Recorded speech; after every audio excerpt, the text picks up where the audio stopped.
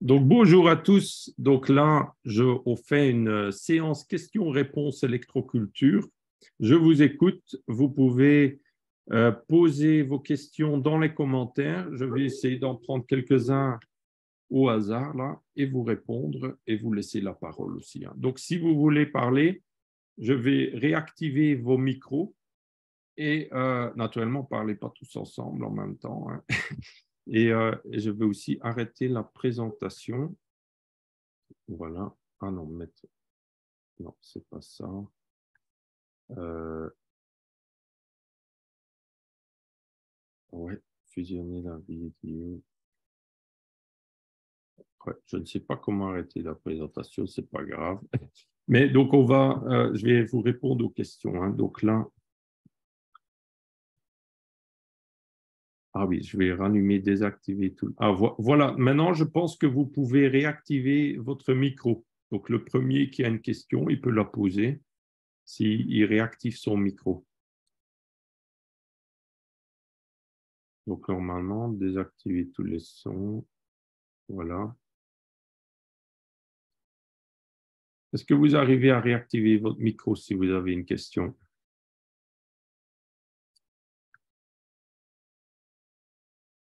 Non. Ah, attendez, je vais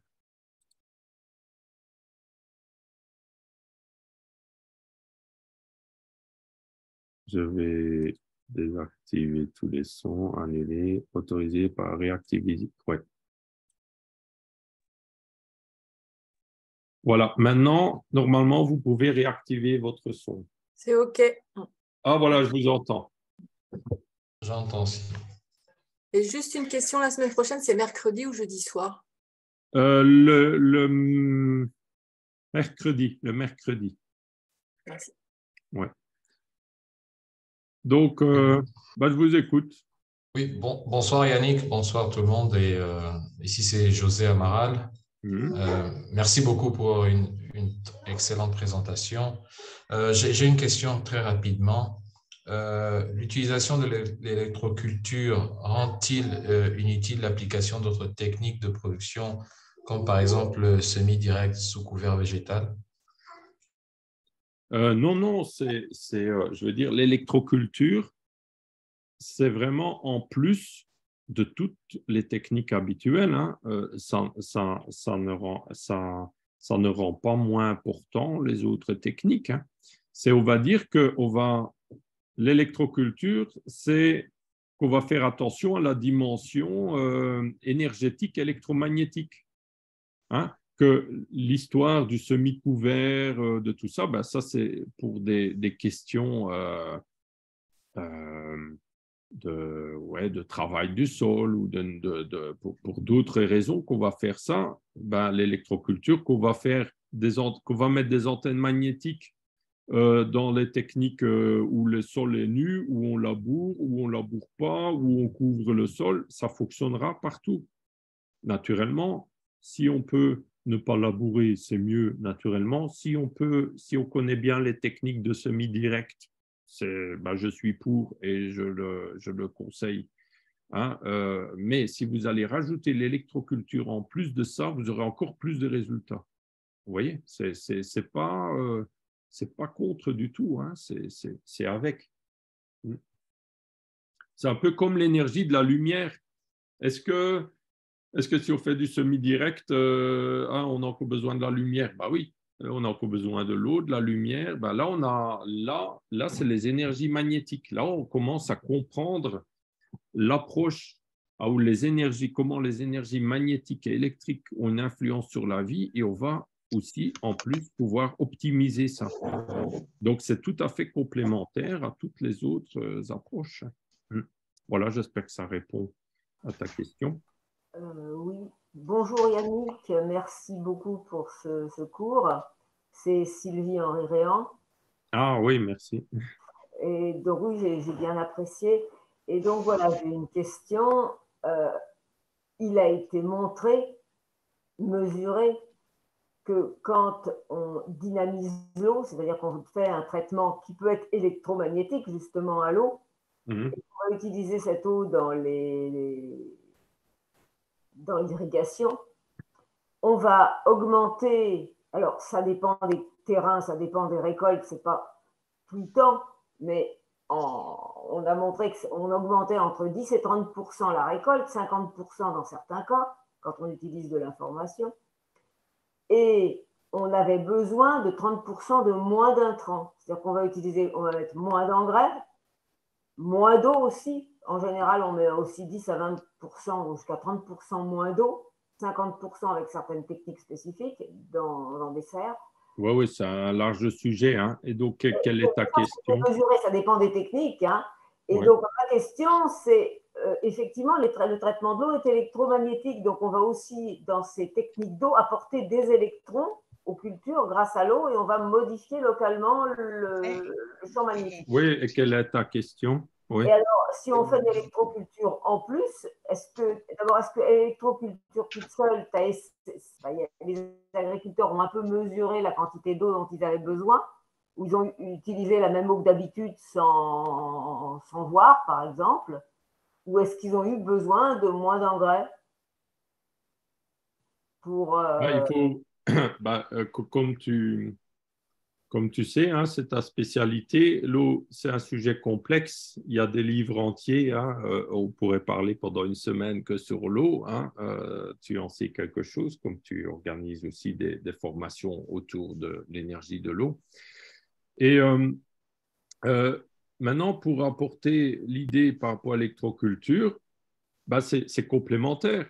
Naturellement qu'il faut optimiser l'eau au maximum, la qualité de l'eau au niveau chimique, physique et énergétique.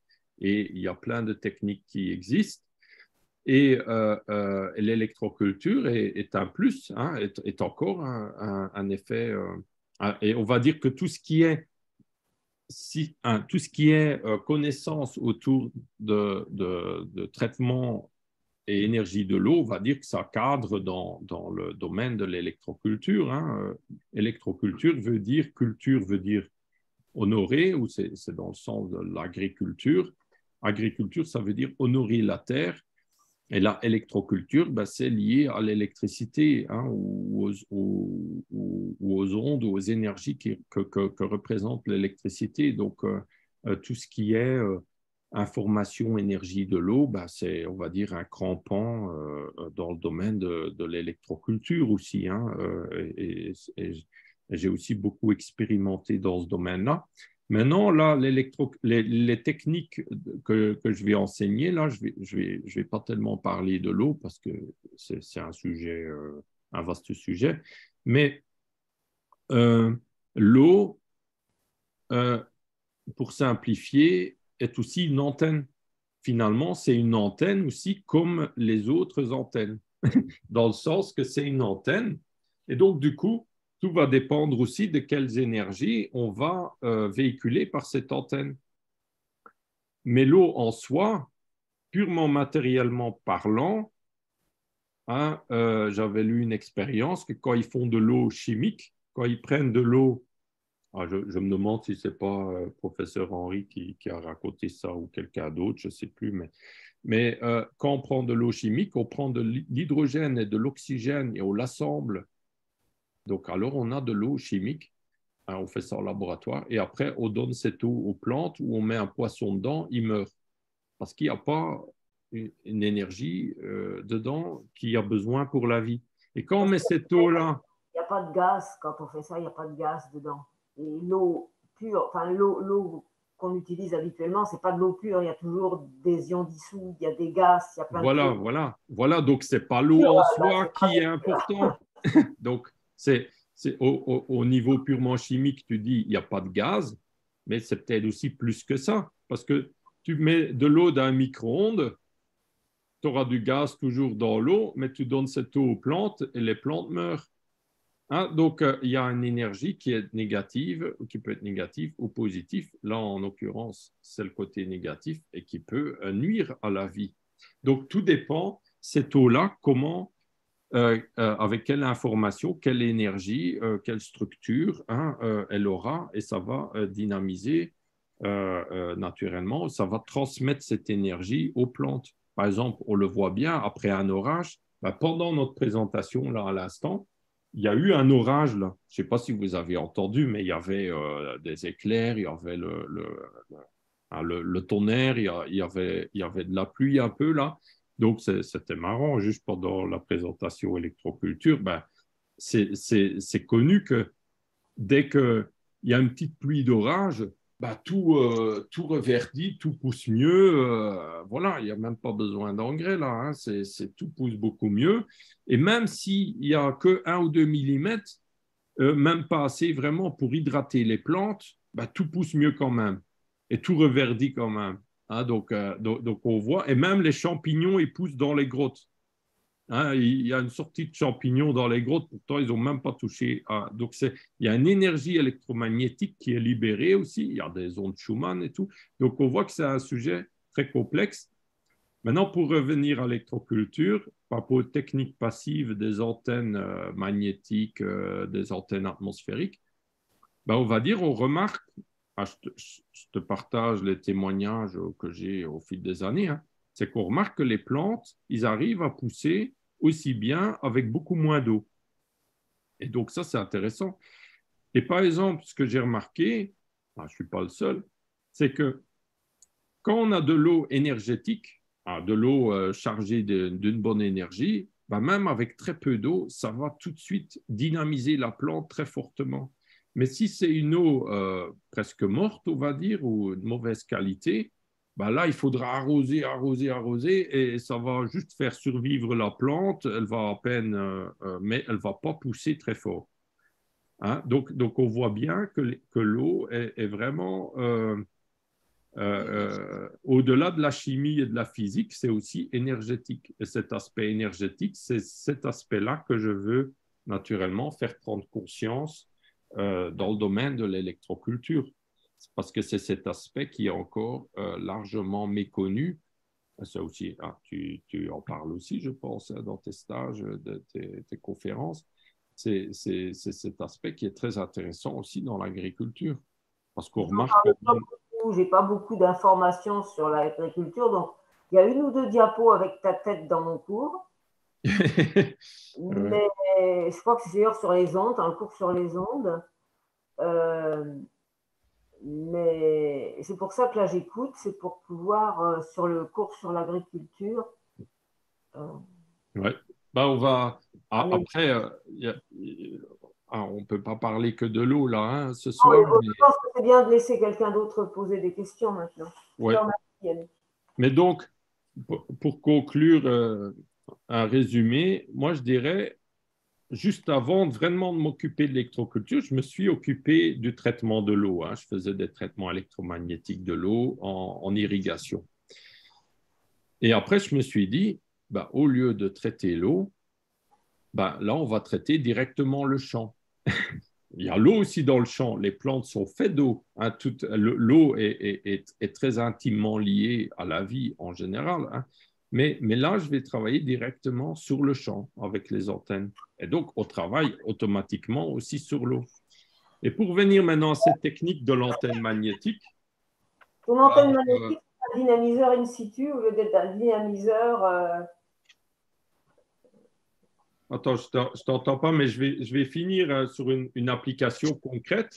Quand vous avez une cuve d'eau ou même une piscine pour les enfants, bah souvent, quand il fait chaud en été, si vous remettez de l'eau fraîche dedans, en quelques jours, vous avez un développement d'algues. Ça se passe souvent assez vite. Souvent, quand on dynamise l'eau, le développement d'algues est retardé, on va dire. Souvent, l'eau reste plus claire plus longtemps.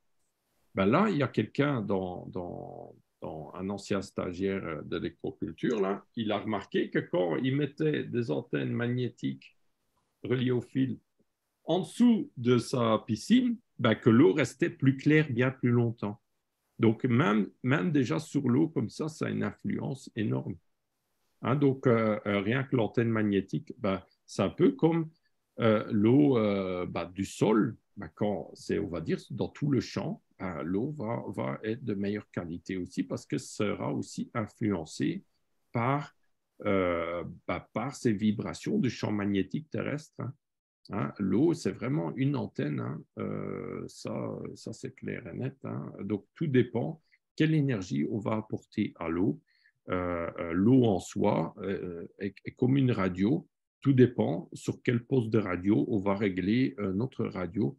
Si on va écouter de la belle musique ou de la mauvaise musique, ben là, tout dépend comment on va régler l'eau pour avoir l'eau de la meilleure qualité et le plus optimal pour nos cultures. Et là, c'est tout un domaine, voilà, c'est tout un sujet. Je pense qu'on a encore beaucoup à découvrir et on a déjà découvert beaucoup de choses, mais je pense qu'on est vraiment qu'au début de tout ça. Et il y a un gros potentiel pour l'agriculture, ça c'est sûr. Ben, merci Sylvie. Donc, prochaine question. Question, je lis là. Pour un vignoble, étendre les fils sud-nord, quelle distance entre eux? Oui, un vignoble, je dirais, ça c'est intéressant. Parfois, il y a des vignerons qui m'appellent et qui me demandent, alors ils ont toujours une parcelle en tête où ils ont plus de problèmes. Et alors, ils me demandent, qu'est-ce que je peux faire d'électroculture? Et alors, moi, je leur demande souvent, est-ce que vous avez une parcelle qui a été plantée exactement selon sud-nord magnétique, à la direction sud-nord? Et alors, ils disent, ah oui, là, j'ai une parcelle, mais là, je n'ai pas trop de problèmes. Et alors là, ils ne sont pas très intéressés sur cette parcelle en question de mettre de l'électroculture parce que souvent, ils n'ont pas de problème. Ils ont beaucoup moins de maladies, meilleure récolte et tout. Et alors moi, je leur dis, c'est logique. Quelque part, vous faites déjà de l'électroculture parce que vos fils de palissage, qui sont souvent en fer galvanisé, parfois maintenant en inox aussi, il y a des inox qui sont aussi ferromagnétiques, d'autres pas. Le fer, il va naturellement se magnétiser avec le champ magnétique terrestre. Et souvent, les plantes vont en bénéficier, un peu comme les rails de chemin de fer, là, quand ils sont nord-sud. Et donc, du coup, ça va renforcer les vignes et ils vont pousser mieux, ils auront moins de maladies. Et ils auront un meilleur taux de sucre aussi et plus de récolte et plus de végétation aussi. On va dire que globalement, la plante va se porter beaucoup mieux. Alors maintenant, comment faire quand c'est dans d'autres directions? Là, si c'est avec l'antenne magnétique, alors on va mettre, si c'est avec l'antenne magnétique, alors on va mettre, alors on peut mettre les antennes magnétiques, les enterrer dans la parcelle avant de planter, avant de planter. Si c'est déjà planté, alors on ne peut pas vraiment faire l'antenne magnétique parce que on ne peut pas enterrer des fils nord-sud quand la parcelle est plantée différemment par après parce qu'il y aura tous des obstacles. Mais alors, vous pouvez installer, ce qui marche très bien, c'est les cônes à fil. Donc ça, c'est une nouvelle technique que j'ai inventée en 2018, inspirée d'un Allemand et inspirée de toute une évolution que je vous expliquerai dans une autre conférence. Et là, on a un cône alors qui, j'en ai un là par exemple, mais ça c'est un cône sans fil, mais alors vous avez un fil qui sort de la pointe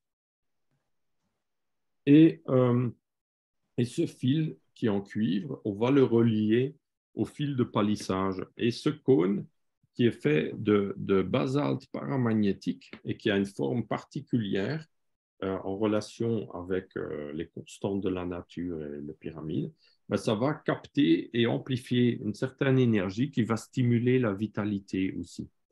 Et là, on avait remarqué vraiment beaucoup moins de mildiou, même quand les vignes sont plantées est-ouest ou dans d'autres directions. Ça fonctionne.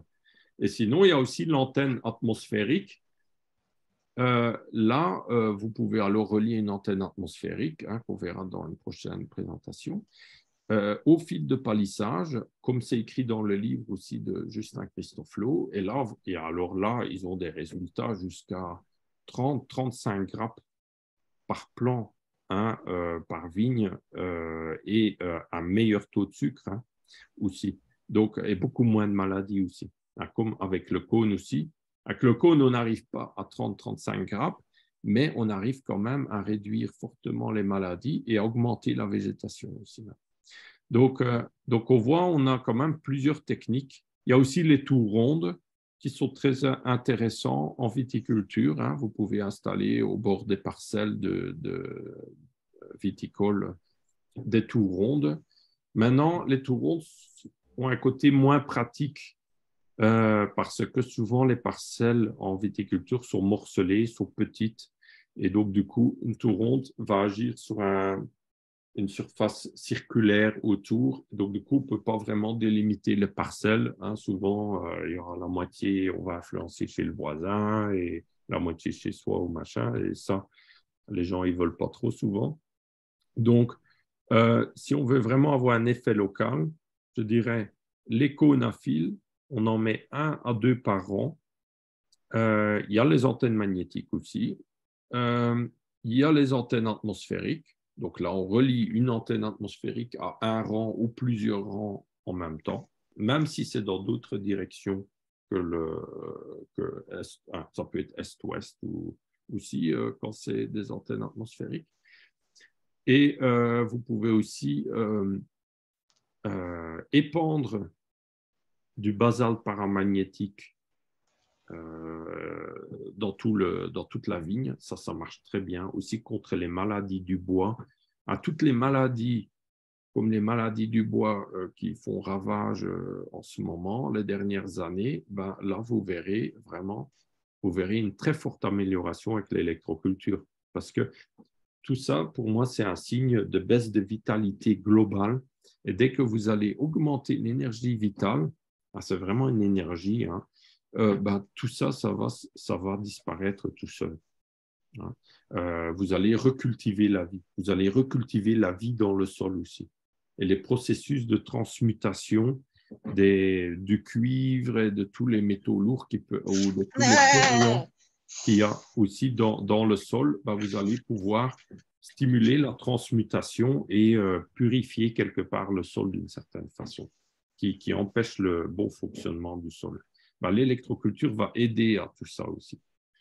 Voilà, c'est pour essayer de répondre globalement, rapidement. Hein, il y a beaucoup de choses qu'on peut faire. Donc. Merci à cette question.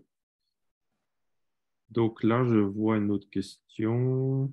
Donc, n'hésitez pas à intervenir. Hein. Vous allumez votre micro et vous me dites. Sinon, Oui, Yannick, c'est José encore.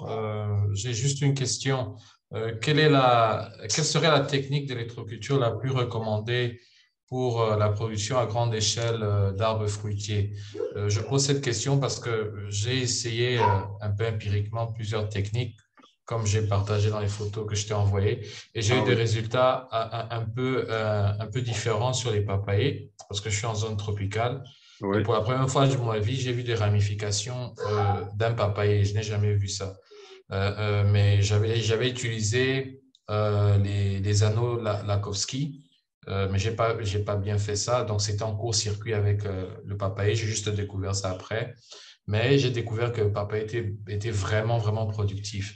Donc, je voulais savoir entre anneaux Lakowski, antenne atmosphérique ou antenne magnétique, ou même peut-être basalte, quelle serait la technique un peu plus appropriée pour la production à grande échelle d'arbres fruitiers? Merci. Oui, c'est très intéressant ton témoignage où tu as vu avec les circuits Lakowski sur ton papayer carrément des ramifications sur ton papayer. Moi, j'ai remarqué avec l'électroculture sur des framboisiers, par exemple, que ça fait des grandes tiges et carrément avec des ramifications aussi. Ça fait comme un sapin de Noël presque, hein, pour dire quand il y a énormément de vitalité, d'énergie, les plantes, ils se dépassent et ils deviennent plus grands et ils font beaucoup de bourgeons. On remarque ça aussi sur les tomates aussi, hein, ça veut vraiment faire beaucoup de gourmands souvent. Et là, moi, je pense que ton hypothèse ou supposition que ça fait court-circuit, il n'y a pas de problème de ce côté-là. Tu peux utiliser un fil de cuivre nu qui est en contact avec la plante, il n'y a pas de problème. Quand on met les bracelets, par exemple, hein, en cuivre ou en argent ou en or, ben, ils sont bien en contact avec notre peau et ça marche quand même. Donc ben, là, sur les arbres, c'est pareil. Vous pouvez mettre un fil de cuivre nu et ça fonctionne aussi. Du moment qu'il est ouvert et qu'on suit certaines règles d'installation, ça fonctionne. Donc, ça, c'est pas grave. Donc, tu as bien vu les résultats. Qu'est-ce que tu veux de plus? C'est déjà des super résultats. Maintenant, quelle technique adopter? Ben là, autre technique que tu pourrais adopter, ben là, ça va aussi dépendre un peu de la surface et du nombre d'arbres. Hein, mais un circuit Lakhovsky, même si on a des milliers d'arbres, c'est tout à fait faisable. Hein. Il suffit d'acheter un rouleau de fil de cuivre à 100 mètres pour 25 € ou 50 € et on coupe des cercles dedans et on passe à côté des arbres et on pose un cercle autour de chaque arbre où on en met un autour de chaque branche, non d'une branche par arbre, hein, pas chaque branche. Mais d'une branche par arbre, et alors on met de préférence du côté sud avec l'ouverture vers le bas. Et alors, Justin Christoflo, pour faire référence à lui, comme au début de cette présentation, Justin Christoflo, il a remarqué que quand on met un cercle Lakhovsky, après il n'appelait pas ça Lakhovsky, il appelle ça un circuit oscillant, tout simplement, un circuit oscillant avec l'ouverture en bas en face du nord et du sud, alors l'énergie vitale est augmentée du côté nord. Tout ce qui se trouve au nord est augmenté en énergie vitale, il dit dans son brevet sur le sujet. Et donc, on pourrait appeler ça un circuit Christoflo, hein, pas forcément un circuit Lakhovsky. Hein. Et ben, là, on peut le mettre alors sur une branche. Et ça fonctionne très bien. Et un peu comme on met à son bras comme un bracelet. Ben, on met sur une branche près du tronc. On peut aussi le mettre simplement au sol, autour de l'arbre. Ça fonctionne aussi. Alors, on va mettre plutôt l'ouverture du côté nord. Mais même dans d'autres directions, on a aussi des bons résultats. Et on peut aussi même le mettre quand on plante l'arbre carrément dans le trou de plantation. Ça fonctionne aussi. Un peu moins bien, j'ai l'impression, mais ça fonctionne aussi. Voilà. Après, il y a une autre technique. Moi, j'ai vu des résultats, je dirais, assez extraordinaires sur mes arbres fruitiers. J'ai plusieurs pommiers qui, dès la deuxième année, portent plein de pommes sur des jeunes arbres que j'ai plantés. Et dès la deuxième année, ils portent plein de pommes et où j'ai mis des cônes comme ça dans le trou de plantation. Hein, donc ça, c'est quelque chose de faisable aussi. Hein, c'est un peu comme si on mettrait un caillou. Hein, mais c'est un cône, voilà, ça ne coûte pas grand-chose, je veux dire, avec quelques pommes, c'est remboursé, hein, donc ce n'est pas un coût, hein, c'est un peu de travail au début quand on installe. Sinon, si on veut agir tout de suite sur une grande surface, ben, je connais un arboriculteur, lui, il a mis des tours rondes, il a eu des résultats assez importants. C'est un arboriculteur qui est venu à mes stages il y a déjà de nombreuses années, qui est dans les monts du Lyonnais, qui fait des pommes et qui a eu des résultats énormes avec des tours rondes. Donc, il en a mis de partout dans ses vergers. Il m'a même dit qu'il y a 1 an ou 2, il avait doublé sa récolte carrément. La première année, il n'avait même plus mis aucun engrais, aucun engrais, et il a eu même une meilleure croissance que les années précédentes où il mettait des engrais, pour dire, voilà. Donc, aussi, il a vu beaucoup moins de maladies, hein, voilà, très intéressant. Donc, les tours rondes, hein, alors il mettait des tours rondes d'environ 1,50 m de haut, et ça agira sur un rayon d'environ 30 à 60 mètres autour. Donc, ça peut faire, il suffit d'en mettre plusieurs, mais ça peut faire des hectares. Hein. 1 hectare, ça fait environ 2 tours rondes, hein, 1,50 m environ. Donc, voilà. Après, tu peux aussi épandre du basalte. Ça marche très bien aussi, ça, sur les arbres fruitiers. Maintenant, voilà, il y aura des arbres fruitiers qui vont plutôt réagir à telle technique, un peu moins à d'autres techniques. Donc, c'est toujours bien de faire plusieurs techniques en même temps. Alors là, on a encore plus de résultats. Parce que voilà, chaque plante aura des besoins un peu différents, il sera plus ou moins sensible en fonction des techniques. Mais il y a différentes techniques aussi. Pourquoi? Parce que l'un va plutôt agir sur le côté magnétique, l'autre sur le côté électrique, l'autre sur des énergies plus subtiles. Donc, sont souvent complémentaires. Hein. Donc, souvent, au plus on va mettre des choses en place, au plus on aura des résultats. Hein.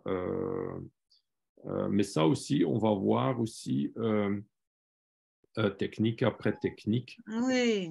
Il y en a qui sont très compatibles les uns avec les autres et d'autres pas. Hein. Donc, tout dépend des techniques aussi. Hein. Mais en général, ils sont assez compatibles les uns avec les autres. Par exemple, le circuit Lakowski, on peut toujours combiner, on peut avoir des circuits Lakowski sur ces arbres et toujours mettre toutes les autres techniques en place et ça va encore améliorer les effets. Ouais. Voilà, j'espère que ça répond un peu à ta question. Merci beaucoup, Yannick. Merci beaucoup. Bonsoir, Yannick. C'est qui? Moi, c'est Laure. Voilà. Moi, j'ai une question juste par rapport donc, au circuit Lakowski, par rapport à l'arbre. Quand tu disais qu'on pouvait mettre ça sur la branche et du côté gauche et l'ouverture en bas, est-ce que ça doit correspondre au diamètre de la branche pour le coup, le circuit Lakowski, ou on peut mettre quelque chose de plus grand? Parce que voilà, c'était juste un petit détail, mais ça n'était pas clair pour moi. Quand je mets le circuit Lakowski sera forcément plus grand que le diamètre de la branche, hein, parce que sinon, il ne pourra pas se mettre autour, vraiment. Oui, il peut... Attends, je vais voir si j'en ai un là. Bien sûr qu'il sera plus grand, mais est-ce qu'il faut vraiment qu'il suive plus ou moins le diamètre de la branche, ou il peut être, ou au contraire, il faut qu'il soit un peu plus grand, enfin, ouais, c'est comme un bracelet, on va le faire plus grand, hein. Ça peut être beaucoup plus grand. Hein. Ça peut être, par exemple, après, je ne sais pas si on voit bien sur l'image, on peut faire superposer les deux extrémités, ça fonctionne, ou à une légère distance l'un de l'autre.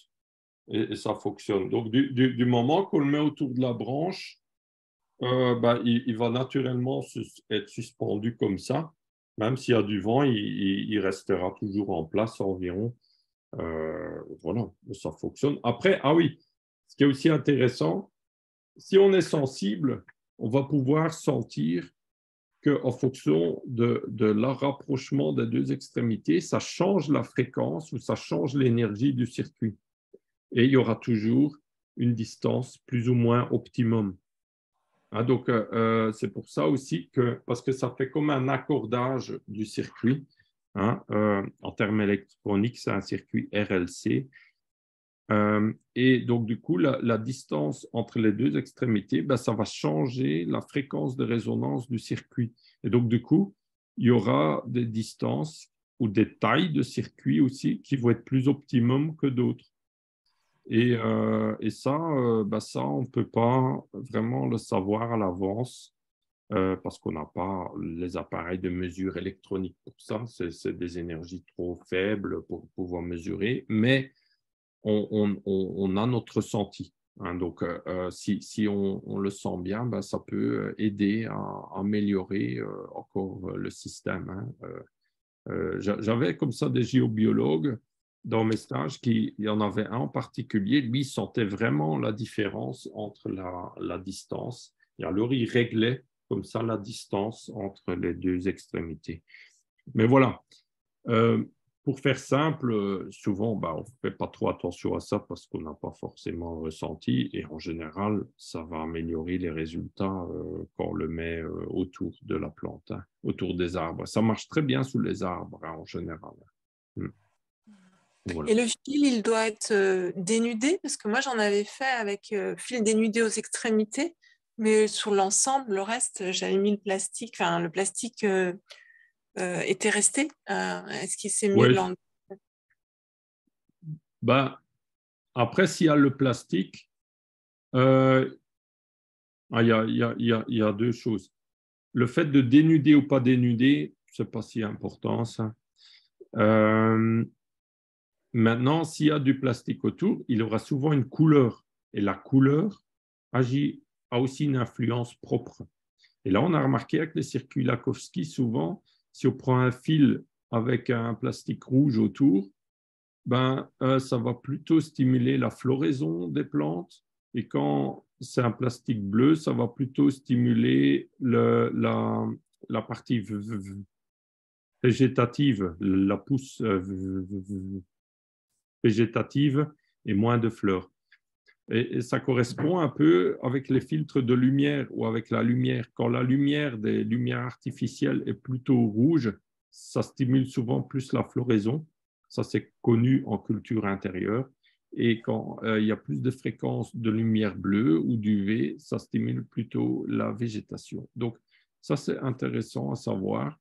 Donc, si on met des couleurs, alors c'est bien de mettre plusieurs couleurs ou plusieurs circuits de plusieurs couleurs pour avoir un peu un large spectre, pour ne pas avoir une influence trop ciblée sur un effet, parce que sinon, c'est un effet moins holistique. Et on cherche quand même à avoir un effet le plus holistique possible. Hein, donc, voilà. Ça, c'est mon avis.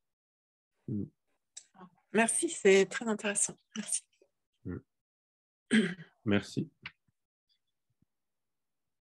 Donc là, je vais prendre... Voilà, si vous avez des questions, je vais regarder dans vos commentaires si je trouve une question. Ah, la cire ne fond pas en pleine canicule. Ah oui, pourquoi je mets de la cire autour des antennes? J'ai oublié de vous dire ça. C'est que l'antenne magnétique, même sans la cire, vous aurez déjà de l'effet. Hein, vous aurez déjà l'effet magnétique. Mais avec la cire d'abeille autour, vous aurez le champ magnétique qui va traverser la cire d'abeille et qui va transporter l'empreinte électromagnétique des molécules qui composent la cire d'abeille et les vibrations de la cire d'abeille. Et là, il y a un livre qui existe sous la cire d'abeille qui s'appelle « Cire d'abeille, antenne cosmique ». Donc, le titre veut déjà tout dire. C'est que la cire d'abeille fait un effet antenne aussi, en plus de l'effet antenne du fil avec les aimants. Et donc, quand... Ah oui, et en plus, pour faire le lien avec le circuit Lakowski, l'idée de Lakowski, c'est de faire un circuit qui capte, qui amplifie tout un large spectre de fréquences localement à l'intérieur du circuit. Et la plante, pour lui, quand la plante est malade ou quoi, c'est qu'il manque, ou quand l'organisme vivant est malade, c'est qu'il manque certaines fréquences. Et alors, il va pouvoir se nourrir de ce bain d'ondes dans lequel il baigne dans ce circuit. Là, l'idée, c'est pareil, c'est que dans la cire d'abeille, vous avez énormément de différentes molécules naturelles, donc qui vont vibrer à des fréquences harmonieuses de la nature, on va dire. Et ça va créer un bain d'ondes, un bain d'énergie très holistique.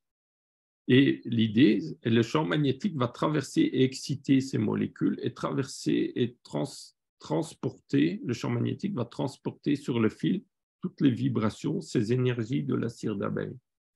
Et l'idée, c'est comme le circuit Lakowski, c'est que la plante, si elle a besoin de telle ou telle énergie, elle pourra se nourrir, elle pourra être influencée par cette énergie qui sera présente autour d'elle. Mais on ne la force pas, elle est juste présente et elle le prend ou pas si elle veut. Et donc, une preuve de ça, il y a un certain chercheur qui s'appelle Durand, j'avais lu ça dans un article dans un magazine qui s'appelle Effervescence du sud-ouest de la France il y a déjà 20 ans, fait par un vétérinaire qui s'appelle, je pense, Jean-Yves Gauchet. C'était un super petit magazine qu'il faisait. Je le salue au passage, s'il est toujours vivant, parce que ça fait longtemps que je n'ai plus de nouvelles de lui. Et lui, donc, il y avait un article d'un certain Durand, et il expliquait une expérience.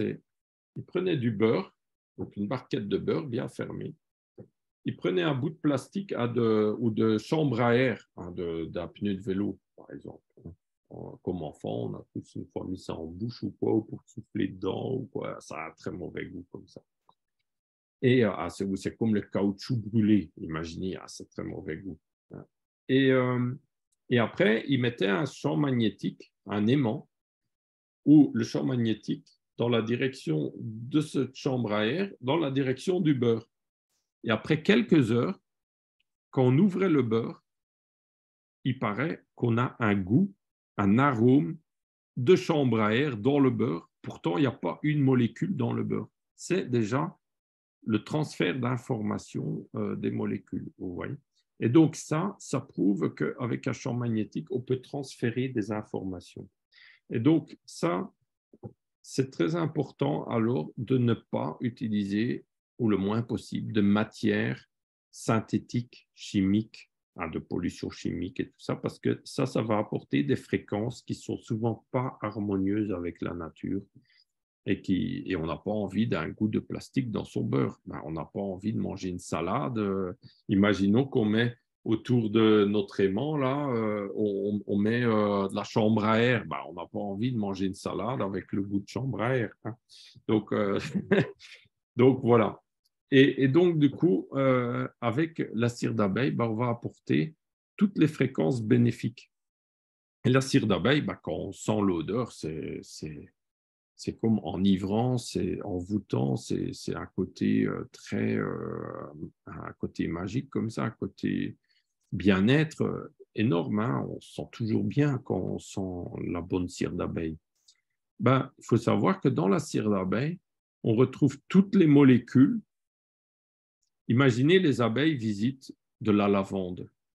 On va retrouver toutes les molécules de l'huile essentielle de lavande dans la cire d'abeille, parce que les abeilles ont visité la lavande. Mais les abeilles ne s'arrêtent pas à la lavande, ils vont aussi visiter le pissenlit, les fleurs peut-être de tilleul, les roses, ils vont visiter des centaines de différentes fleurs autour. On va retrouver les molécules qui correspondent à toutes les huiles essentielles de toutes les fleurs que les abeilles visitent, on va retrouver dans la cire d'abeille. Donc c'est énorme. C'est énorme la diversité moléculaire et énergétique du coup de vibrations dans la cire d'abeille. Donc il n'y a pas une autre matière naturelle avec une richesse à ce point-là. C'est impressionnant. Et donc du coup, c'est une énergie aussi très très bénéfique.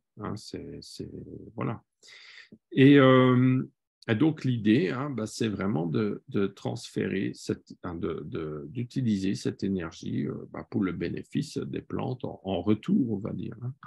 Et voilà, et de la santé en général. Donc, il faut voir chaque molécule aussi comme une antenne qui va vibrer, qui va être excitée par le champ magnétique et qui va transmettre cette énergie.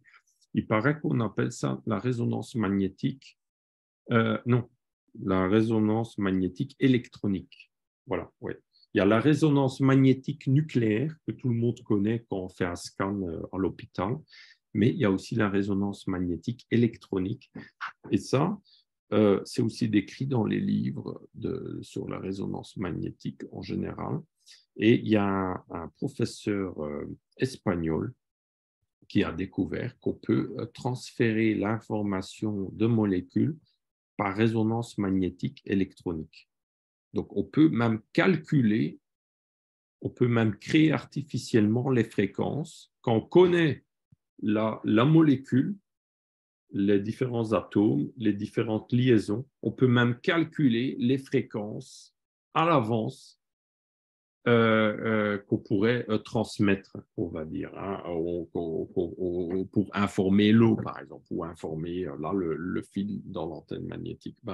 On peut comme ça aussi informer l'eau, un peu comme Jacques Benveniste faisait avec la mémoire de l'eau. On peut transférer l'empreinte électromagnétique d'une substance et le transférer à l'eau, et l'eau, après, va se comporter comme si elle porterait cette substance en elle, même s'il n'y a pas cette substance, mais elle aura les vibrations, l'empreinte électromagnétique qui sera comme imprimé en elle, ben, on peut comme ça le faire aussi par résonance magnétique électronique. Après, voilà, c'est tout un sujet qui va sûrement intéresser aussi Sylvie Réon, qui était là tout à l'heure. Mais donc voilà, c'est tout un sujet très intéressant, hein, qui montre aussi qu'on est encore qu'au début de cette technique. C'est pour ça que moi, je mets de la cire d'abeille un peu partout, comme vous voyez, hein, parce que c'est vraiment une substance très riche, très mystérieuse aussi. On retrouve aussi l'importance de la cire d'abeille dans le dynamiseur d'énergie violet, hein, dans le dynamiseur violet, comme on appelle ça. Hein. Donc, c'est un petit appareil inventé dans les années 50, 60 par les découvertes de Stanislas Bignan et après, par la suite, Marcel Violet, qui dynamisait de l'eau avec un petit appareil électronique qui avait un condensateur à cire d'abeille. Et l'eau, après, acquérait des propriétés, on va dire, guérissantes, ou des propriétés qui stimulaient la vie, en tout cas, et la santé. Et aussi, en pulvérisant sur les plantes, on remarque une nette amélioration de croissance. Voilà, maintenant, je dis, moi je ne suis pas médecin, donc tous mes conseils de santé, ne faites pas attention à ça. Hein. Moi, je compare juste aux plantes. Hein. Je suis ingénieur agronome, donc je peux parler que des belles plantes. Hein. Et donc, voilà. Hein. Et comme je dis toujours dans mes sites et conférences, tout ce que je dis ne sont que des témoignages et histoires de science-fiction dans lesquelles je crois fortement. Donc, c'est de l'art. Et alors là, on n'a pas besoin de prouver de l'art jusqu'à un nouvel ordre, hein, jusqu'à ce qu'ils pondent des nouvelles lois. Hein. Mais voilà, pour moi, c'est de l'art. Et alors là, on peut dire ce qu'on veut. Pourquoi je dis ça? Je vous mets en garde parce qu'aujourd'hui, dans la société liberticide, ils inventent un tas de lois. Et une des lois qu'ils ont inventées, c'est pour empêcher les gens de faire des choses alternatives, pas acceptées par le système, c'est la loi sur la publicité mensongère. A priori, on pourrait dire c'est bien, il ne faut pas mentir. Ah oui, ça c'est dans la religion chrétienne, c'est dans les commandements, on ne ment pas. Hein, mais voilà, beaucoup ont oublié ça. Mais ce n'est pas que ça, c'est que au niveau de la justice, ça se traduit que l'État, alors, décide que si quelque chose n'est pas prouvé par leurs institutions officielles, alors c'est comme si ça n'existe pas. Ah. Et donc, tout ce qu'on dit là d'électroculture, comme dans les institutions officielles, hein, on pourra attendre encore des siècles avant que l'INRA ou les centres de recherche officiels en France fassent même quelque chose avec mes antennes magnétiques ou autre chose.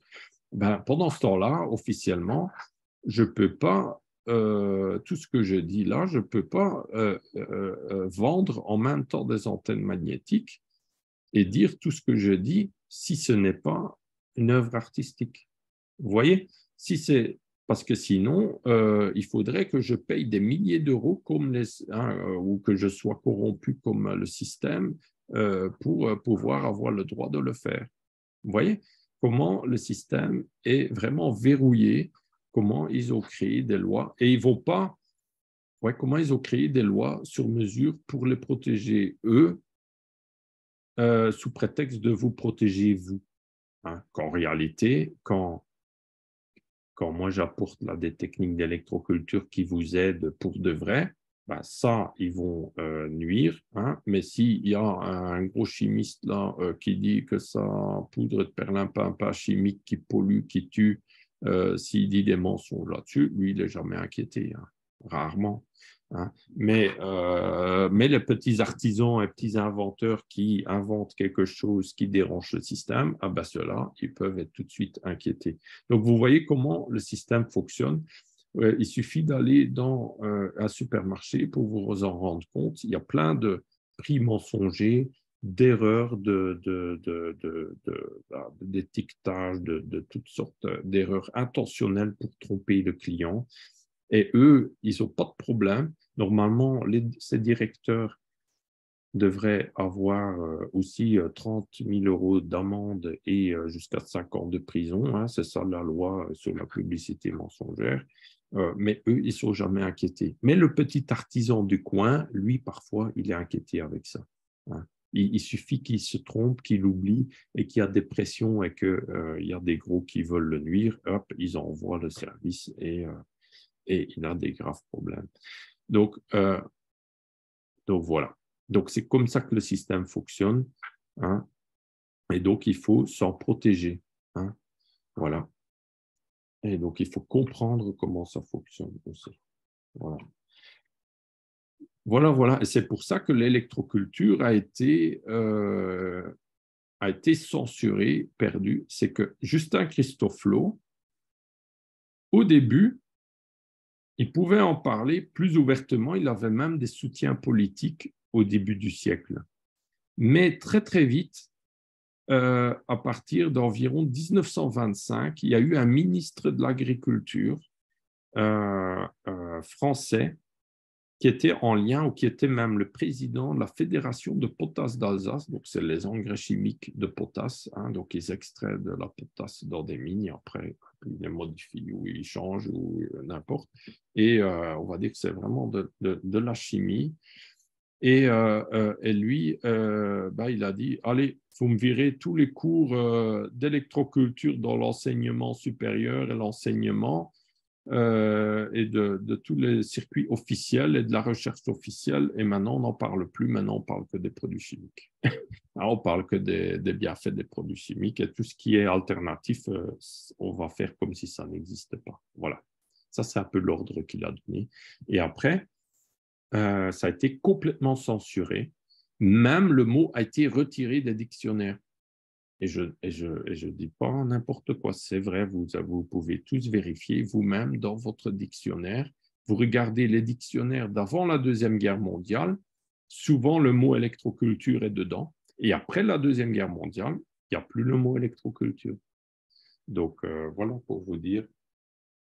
Donc, alors, moi, je vous invite tous à écrire à Petit Robert et à Larousse pour demander où se trouve le mot électroculture que vous trouvez étrange, qu'il n'est pas dans le dictionnaire, et que vous leur apportez à l'attention qu'ils ont peut-être oublié le mot électroculture.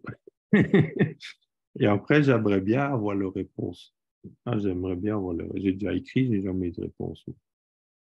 Hein? Voilà. Donc, on voit comment ça fonctionne. Ah, quelqu'un dit, mes buts de culture sont orientés nord-est. J'ai des courants souterrains par endroits qui passent orientés nord-sud. À ces endroits, les légumes ne poussent presque pas. Quelle est la meilleure solution pour améliorer la situation sans trop d'efforts? Ça, c'est une question de géobiologie, je dirais.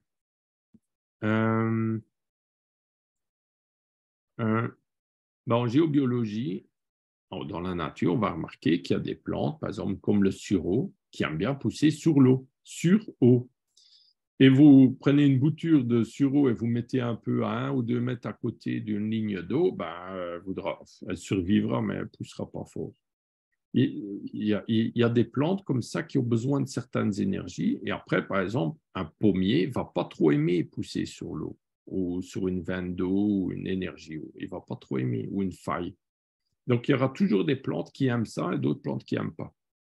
Ça, c'est très intéressant. Maintenant, au niveau électroculture, on va dire que ça va souvent perturber les énergies de la plante. Et donc là, il y a des techniques comme le circuit Lakowski qui vont aider à neutraliser ou à apporter l'énergie que la plante va manquer dans ce cas-là, ou qu'elle va perdre dans ce cas-là. Donc, elle va le regagner par les antennes. Donc, en général, les antennes vont avoir un bienfait. Je dirais les cônes, le basalte, les circuits Lakowski. Maintenant, l'antenne magnétique, ben, là, en général, par exemple, sur un réseau Hartmann, ce n'est pas très bon. En général, on n'a pas des bons résultats. Donc, c'est à éviter, par exemple. Donc, maintenant, dans ce cas précis, ben, je dirais, il faut un peu observer la nature, voir quelle plante, quelle culture aime bien pousser dessus, quelle pas.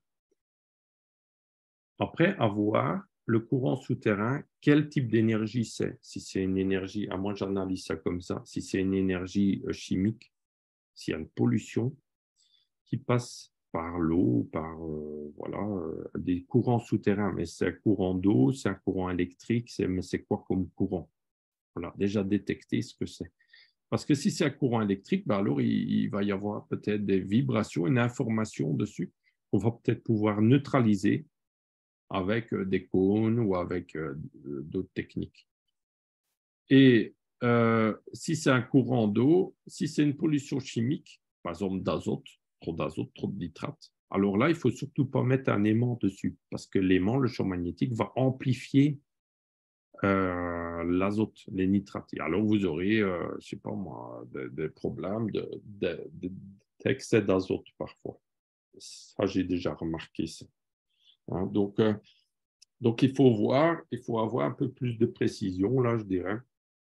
Hein, mais globalement, l'électroculture va aider, mais après, il faut avoir plus de précision pour voir exactement comment solutionner le problème là, localement.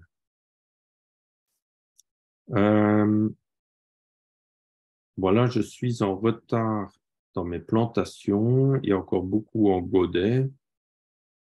Je veux planter d'ici 2 semaines. Tout sera planté d'ici 2 semaines. L'électroculture peut-elle aider à accélérer la croissance pour rattraper le retard? Ah oui, bien sûr. Les antennes magnétiques, les tours rondes, les cônes, tout ça, ça va aider. Hein, ça. Les antennes atmosphériques. Ce qu'il y a aussi, ça va accélérer la croissance, la reprise, l'enracinement. Donc, je dirais antenne magnétique, tour ronde, cône, antenne atmosphérique. Voilà. Ou un de ces 3 ou de ces 4, les antennes atmosphériques aussi. Mais qu'est-ce qui va se passer aussi, c'est que si on plante trop en retard, le problème, c'est que souvent, les légumes, ils vont arriver en maturité peut-être juste avant les gelées ou les périodes froides en automne. Et là, en automne, pendant qu'il va faire plus froid, vous verrez que vos plantes électrocultivées vont être bien plus résistantes au froid. Et donc, ils vont pouvoir continuer à pousser plus longtemps. Et donc, du coup, vous n'avez pas tellement de retard que ça, finalement. Même si vous plantez tard, l'électroculture va donner un surplus d'énergie qu'il n'y avait pas avant. Hein, donc, qui va faire que vos plantes, ça peut être justement la différence entre récolter quelque chose ou pas du tout. Hein. Voilà. Donc, moi, j'ai remarqué souvent des plantes qui, pendant l'été, végétaient et après, en automne, explosaient, se développaient très, très fort. Hein, j'ai même 2 choux dans le jardin. C'est des choux que j'ai plantés l'année passée qui deviennent maintenant super gros. C'est comme s'ils n'avaient pas poussé d'automne jusqu'au printemps. Et après, là, ils poussent maintenant. Ils n'arrêtent pas. Donc, voilà.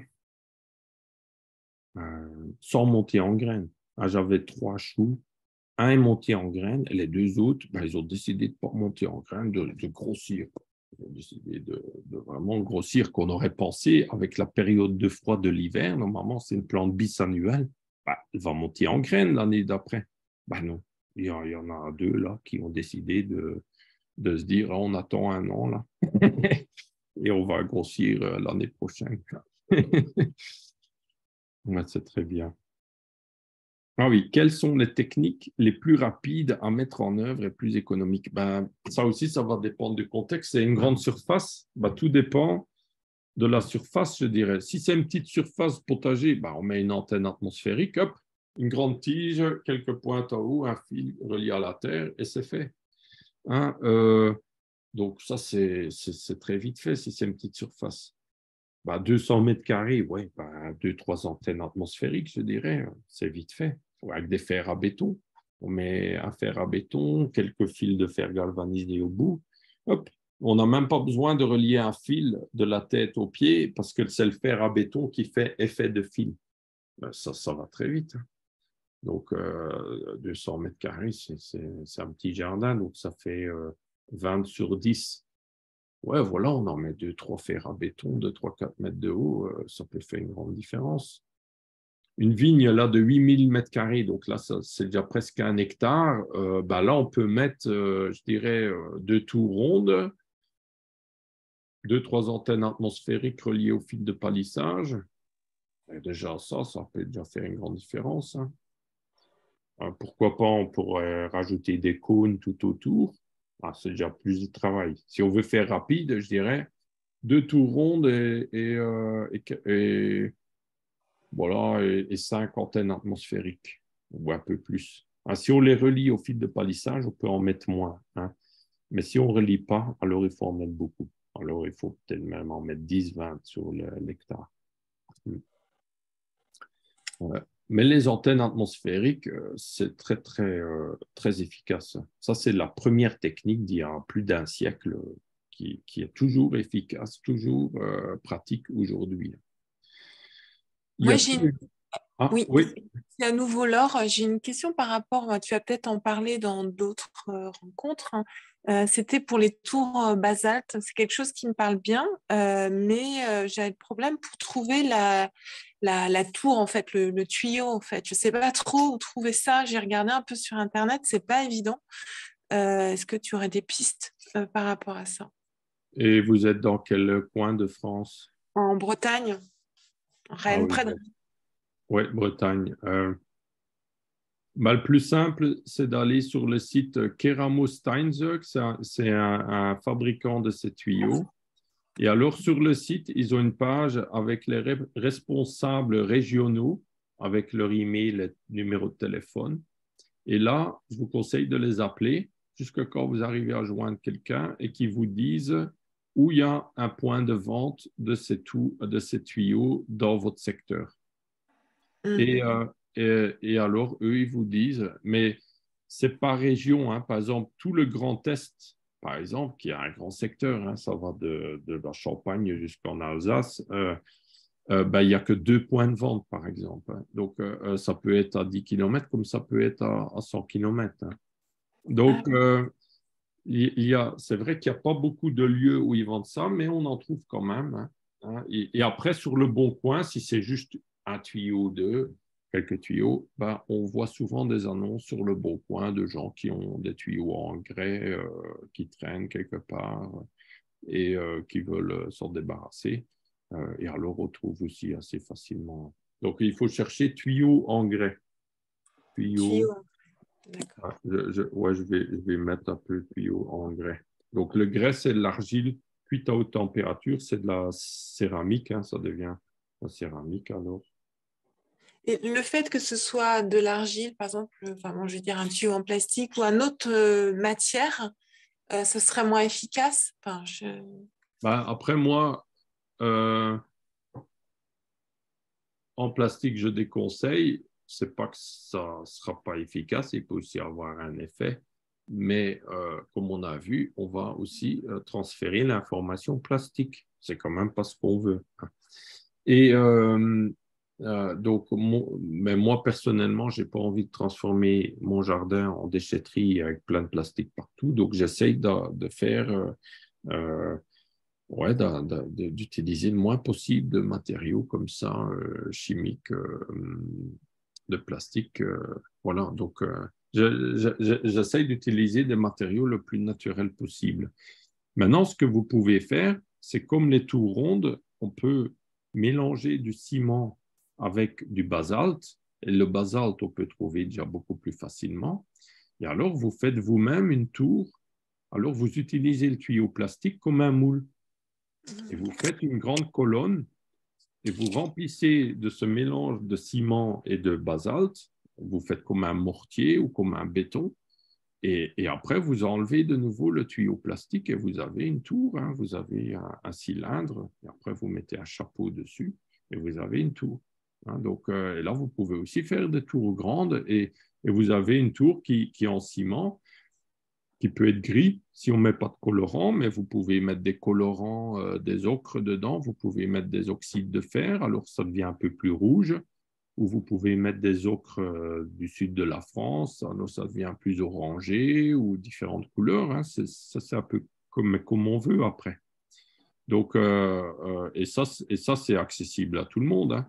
Il suffit d'avoir une brouette, on met du basalte, environ 60% ou 60 à 70% de basalte en sable ou en gravier, et on met du ciment, hein, environ, donc le reste en ciment, environ 30 à 40% maximum. Et après, on mélange tout ça avec un peu d'eau, hop, et on met dans la tour. Et 2 jours après, vous pouvez démouler et vous avez une tour. Hein, donc, voilà. Ça, et justement, en Bretagne, il y a un vendeur de basalte, il y a Élémentaire, Oui. hein, dans le Morbihan, hein, je pense. Et eux, ils vendent du très bon basalte. Hein, ils vendent le même que le mien. Hein, ils sont d'ailleurs connus par moi, je pense. Hein, c'est ce qu'ils m'avaient dit dans le temps, d'ailleurs. Ah, mais moi, j'étais le premier à vendre le basalte à 9000 micro-CJS en France. Et après, eux, ils ont commencé à vendre ça aussi. Qui vient d'Allemagne. Maintenant, il y a aussi des basaltes d'origine française qui sont bons. Hein. Par exemple, dans le sud-est, il y a Carrière des Chênes, qui est aussi un très bon basalte pour l'agriculture. Qui est en Ardèche, il y en a aussi en Corrèze, il y en a en Auvergne, il y a des mines de basalte finalement un peu partout en France. Hein. Et pour la tour ronde, le paramagnétisme du basalte n'est pas si important que ça, dans le sens que si c'est pas au maximum du paramagnétisme, ça fonctionne aussi pour une tour ronde. Hein. C'est pour les épandre sur la Terre que là, on essaye de choisir un basalte plus paramagnétique. Mais pour les tours rondes, on a quand même aussi des bons résultats avec des basaltes qui sont moins paramagnétiques. Hein. Mais on cherche quand même le paramagnétisme aussi. Hein. Voilà. Juste pour être sûr, parce que ça a un petit peu coupé à un moment, c'est 60 à 70% de basalte pour 30 à 40% de ciment. C'est ça l'idée. C'est ça que j'ai. Ouais, voilà.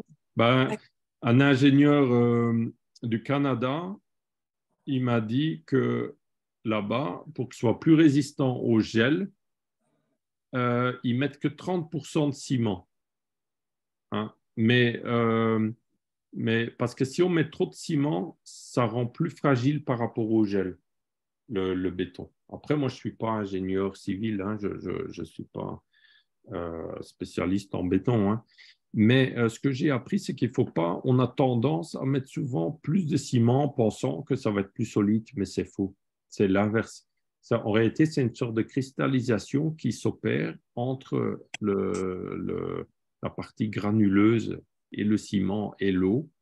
Il ne faut pas mettre trop d'eau non plus, parce que sinon, ça fragilise aussi. Et ça, c'est aussi souvent une erreur qu'on fait. Mais voilà, après, si c'est juste pour son jardin, voilà, si la tour elle se casse après 1 an, ben, on la refait et on fait un peu mieux à chaque fois. Hein. Donc, mais je dirais, vous mettez minimum 60% de basalte en gravier ou en sable et après le reste de ciment. Vous pouvez aussi faire en chaux avec de la chaux, alors c'est même plus naturel encore, mais ça va durer plus longtemps à durcir. Mais une fois qu'il sera dur, ce sera vraiment très dur. Hein. Après, ce sera plus durable encore. Hein. Mais ça va durer genre 1 semaine ou plus à durcir, même plus. Que le ciment, en 2 jours, c'est dur. Hein. En quelques jours, ça devient très dur. Hein. Voilà. Oh, merci pour toutes ces précisions. C'est bien précis, c'est cool. Ouais, pas de rien. Ah. Et après, surtout, quand vous expérimentez, partagez vos photos là sur le groupe et témoignages, voilà, et comme ça. On peut, ah oui, comme vous êtes là, vous êtes passé par le groupe Mighty Networks, là, hein, groupe du cours en ligne. ben là, vous pouvez partager aussi vos questions. Je vais essayer de visiter de temps en temps et comme ça, je pourrai vous répondre aussi. Et si vous connaissez d'autres qui veulent joindre le cours, il n'y a pas de souci, hein, ils peuvent rejoindre le groupe. Vous pouvez transmettre le lien et ils peuvent rejoindre le groupe. Hein, il n'y a pas de souci. Hein. C'est ouvert à tous, hein, à toutes les bonnes volontés. Hein. Donc, mais surtout partager, c'est comme ça qu'on apprend, hein, là aussi sur les tours. Au fil des années, bah, vous voyez l'histoire de la composition, bah, j'ai appris ça en faisant des erreurs, hein, parce qu'au début, on mettait beaucoup trop de ciment et voilà, on s'est rendu compte que ça cassait. Mais on ne se rend pas compte tout de suite de ça. C'est après l'hiver qu'on se rend compte, ah ben c'est tout cassé maintenant. Donc, il faut tout refaire. Donc, voilà, maintenant, ils sont plus solides, ceux que je fais aujourd'hui, que ceux que je faisais il y a 2-3 ans. Hein, donc, voilà, c'est par expérience. Hein, et donc, ça vous permet, bah, par les erreurs des autres, hein, là, des miennes en l'occurrence, bah, ça vous permet d'aller plus vite et de ne pas faire les mêmes erreurs. Hein. Voilà. Sinon, on a tendance à refaire les mêmes erreurs aussi. Ah oui, la cire ne fond pas en pleine calicule. Ben là, pour l'antenne magnétique, ben, on peut l'enterrer. Hein. Donc là, la cire ne va pas fondre, hein, ou on met quelque chose dessus, soit un peu à l'ombre, il n'y a pas de souci. Et même si ça fond, il y a toujours un peu qui reste et il y aura toujours l'effet magnétique. Dans les pays tropicaux, vous aurez plein d'insectes qui vont manger la cire aussi. Hein. Donc, de toute façon, la cire, elle ne va pas durer dans le temps, elle ne va pas durer très longtemps, elle va durer peut-être quelques années au maximum. Hein. Mais c'est un plus qui va apporter un effet stimulateur en plus au début. Hein. Donc, voilà, c'est un plus. Hein. Voilà, j'ai répondu à pas mal de questions. Est-ce que vous avez encore... Ah. Est-il impératif d'utiliser un cône au-dessus d'une tour ronde, diamètre d'une tour 1,50 m? Ah non, de diamètre d'une tour de 1,50 m de haut. Est-il impératif d'utiliser un cône? Non. Avant 2018, moi, je mettais juste une roche plein de cristaux dessus, comme un granit. Parce que souvent, les granites sont un peu paramagnétiques. Et l'idée de plein de cristaux, c'est que ça fasse antenne avec l'énergie cosmique, hein, avec l'énergie, les ondes qui nous proviennent du cosmos, on va dire. Et donc, non, c'est pas obligatoire de mettre un cône dessus. J'avais déjà des bons résultats avant avec une roche. Hein. Et l'arboriculteur dont je vous ai parlé, là, qui a mis beaucoup de tours rondes, ben, lui, il avait mis ça encore avant que je faisais les cônes. Hein. Les cônes, c'est très récent, c'est que depuis 2018 environ que je fais ça. Hein. Et après, ben, d'autres se sont inspirés de mes travaux là-dessus, dont certains qui venaient à mes stages ou qui travaillaient avec moi, hein, qui font maintenant aussi leurs cônes à eux, mais n'importe.